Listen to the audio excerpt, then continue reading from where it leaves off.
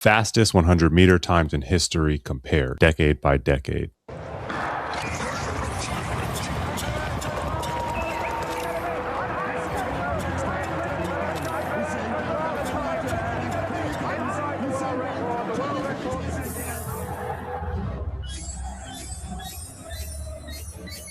Very excited to watch this. 1960s, 70s, 80s, 90s, 2000, 2010, 2020.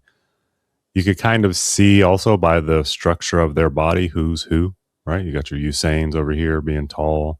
I saw some Maurice Greene in there. That's going to be fun to watch Maurice Greene, track legend. I always love learning about the history of this sport. So let's watch and let's learn.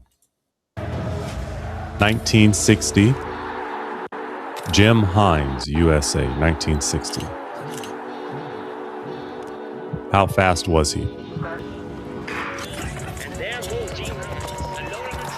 He played baseball before choosing track.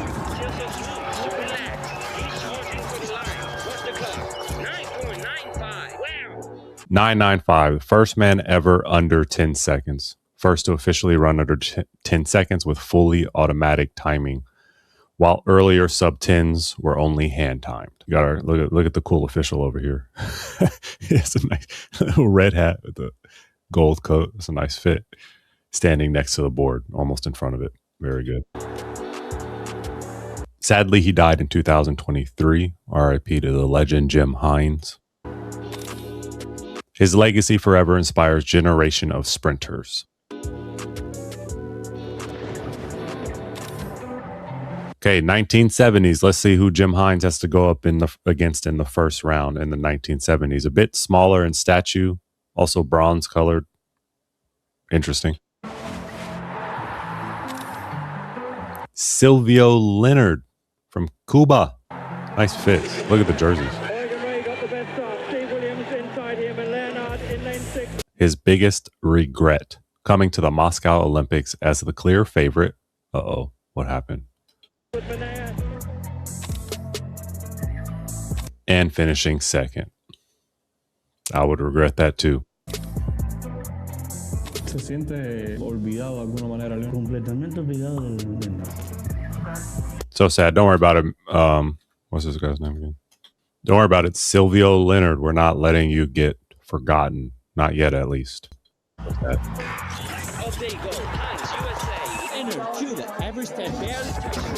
Oh, we got a stare down? Hold up. Run that back, Turbo. Average step barely 15 meters, still side by side. Here comes the finish, and Hines loses. Silvio Leonard just behind. Wow, that was a close race. Silvio Leonard, 9.98. He goes ahead, looks over.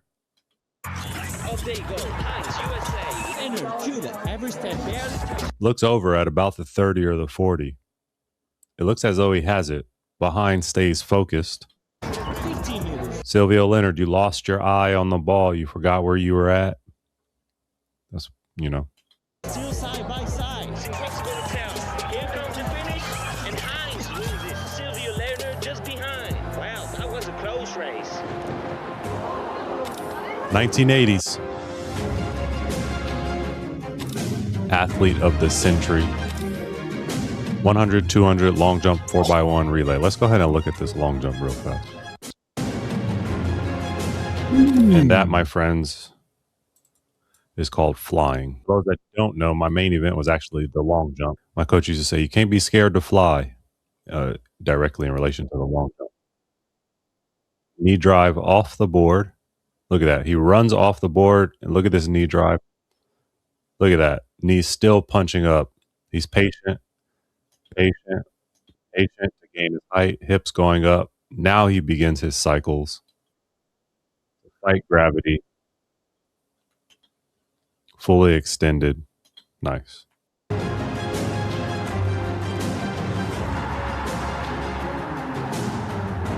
Lewis and Hines showing each other a little USA support. They're leaving bruh from Cuba all out there, Silvio. And there we go. Hines and Leonard already ahead. Paul Leonard just behind. Here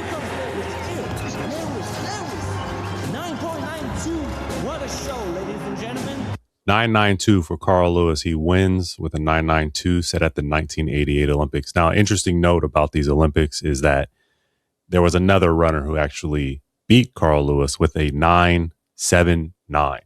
Right, his name is Ben Johnson, and he's often referred to as the scapegoat of the, where are these? Oh yeah, the Seoul Olympics, so Korea Olympics, 1988. He runs 979.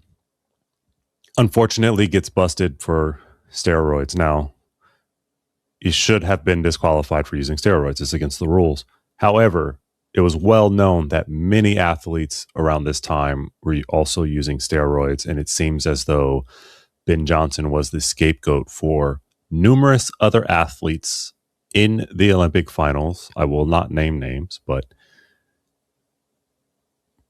if you're going to disqualify Ben Johnson, then other athletes should have also been disqualified. Not to mention how great of a time 979 was in 1980, right? That's something that's not broken often even today. And so back then it's even more impressive because the saying goes, you stand on the shoulders of those who came before you. You stand on the shoulders of the giants that came before you. You learn, you grow as far as sports are concerned. And so for Ben Johnson to run 979, albeit with a little exogenous help, still very impressive. So we can't forget about Ben Johnson in the 1988 Seoul Olympics either, because he also is a legend, despite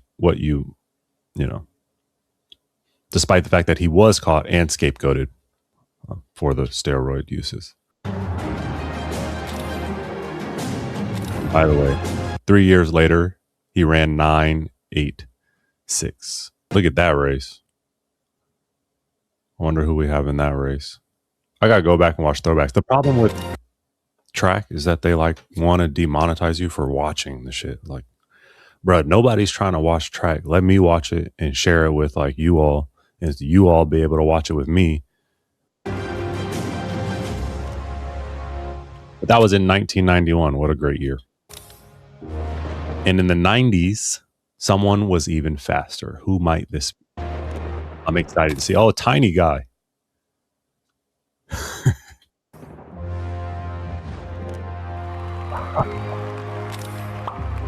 Mo Green, baby.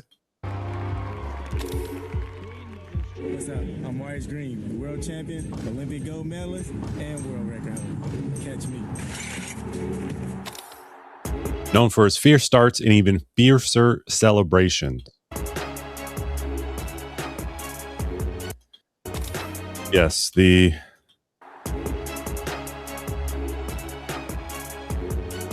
fire hydrant on the shoes after the finish is a legendary celebration and one you should not try because it will get you DQ'd. And I've seen it happen. I literally saw it happen last year at California State Meet, the biggest meet in the nation, and someone's daughter got DQ'd and she won the race, the finals, and got DQ'd for doing exactly that. So shouldn't have done that.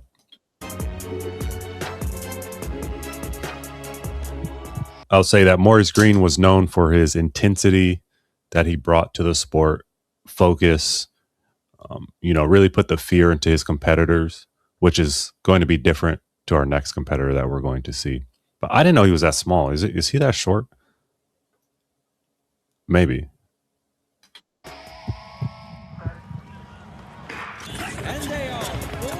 Nice drive. One of the best starters in history. 60-meter split, 6.40. 9.79.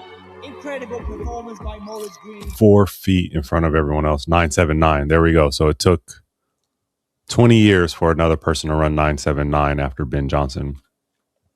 So he may have been that short, actually. He doesn't look too tall in these. And typically when you have a better start, you're a shorter person. That's how it goes. See, look how small he is. Interesting. Okay, but here comes the 2000s. We know who it is, or do we? Yes, sir. The greatest of all time, the GOAT.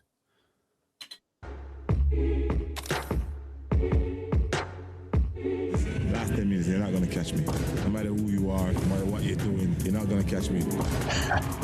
Gotta love it.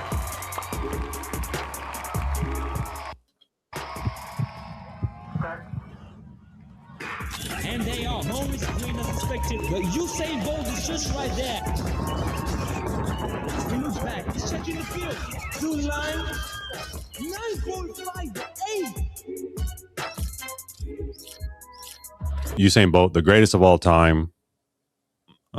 Also, like, was refreshing, right? When he showed up on the scene, there was very intense competition among all the 100-meter competitors. They felt like they had to put some intimidation and some fear into the people around them. And here comes this tall, lanky Jamaican guy who is full of life and dances and smiles and points to the crowd in a much different feel than what we were used to in terms of sprinters.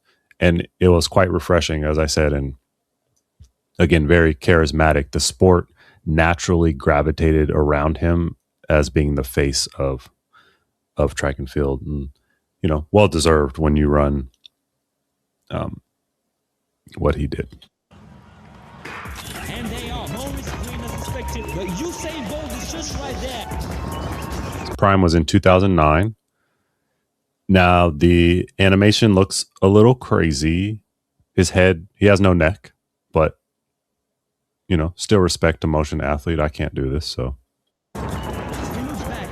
60-meter split, 6.31 compared to Maurice Greene's 6.40. And actually, there was a new analysis done that says that Usain Bolt's 60 split was actually closer to 6.29, which is a difference, obviously. And that distance is crazy. Again, 9.58. Usain wins with a margin of 2.44 meters or 8 feet. And that's a huge distance in such a short sprint at such high speeds.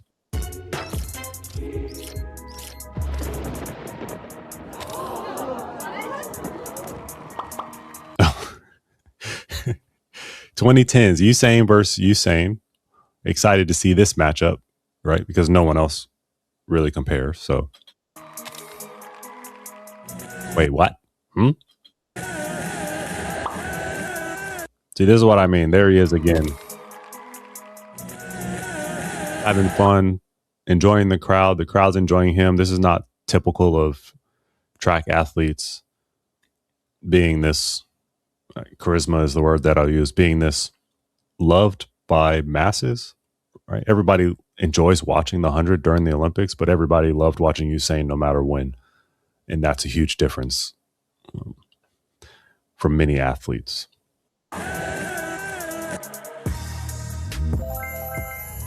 2012 was a great year for him.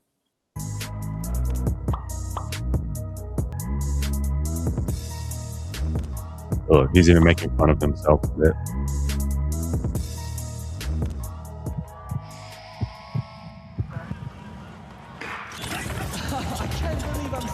Bolt versus Bolt.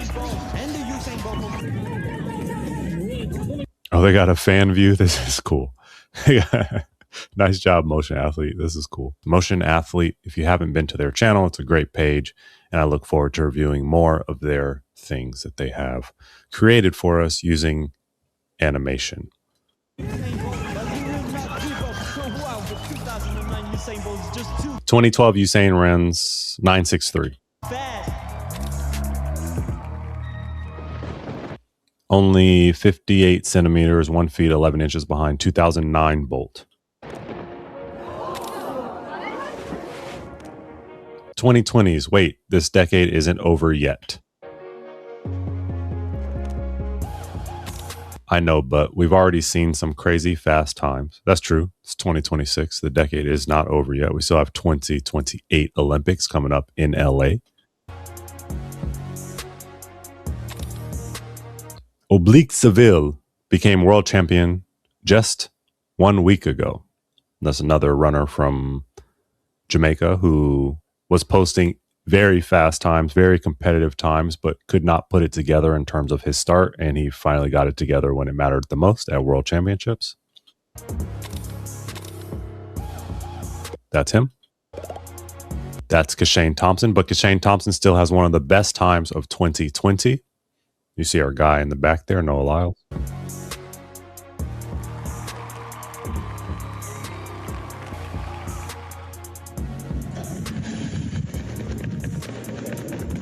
Only 24 years old. It's very impressive. You know, sprinters peak, you know, around that 24 to 33 range. So he has a good 10 more years in him. And then after that, it begins to go downhill unless you use some exogenous hormones.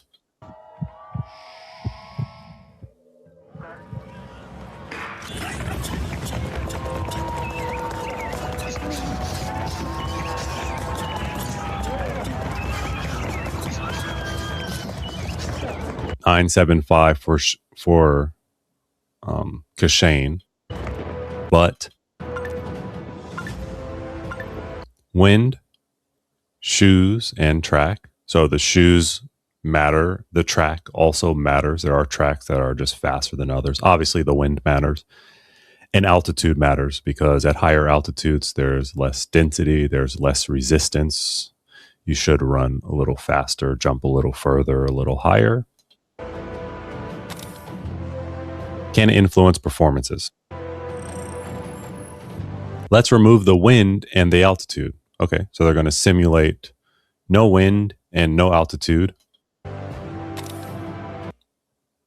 This is based on the work of Jonas Murica. Shout out Jonas. In this simulation, I did not take into account temperature, the difference between physical altitude and density, altitude, barometric pressure, and relative humidity. The evolution of shoe technology was also ignored. Every athlete reacts differently to these conditions.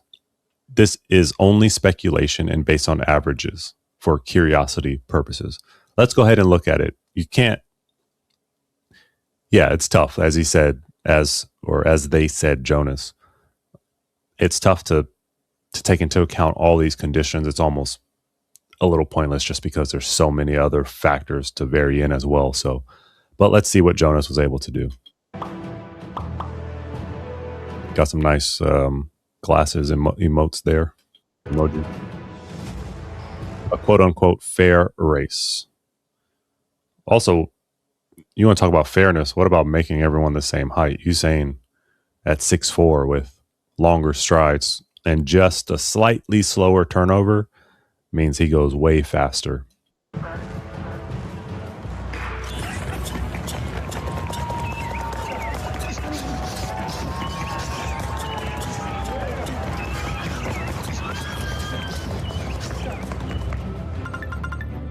And Usain still on top, with Usain in second.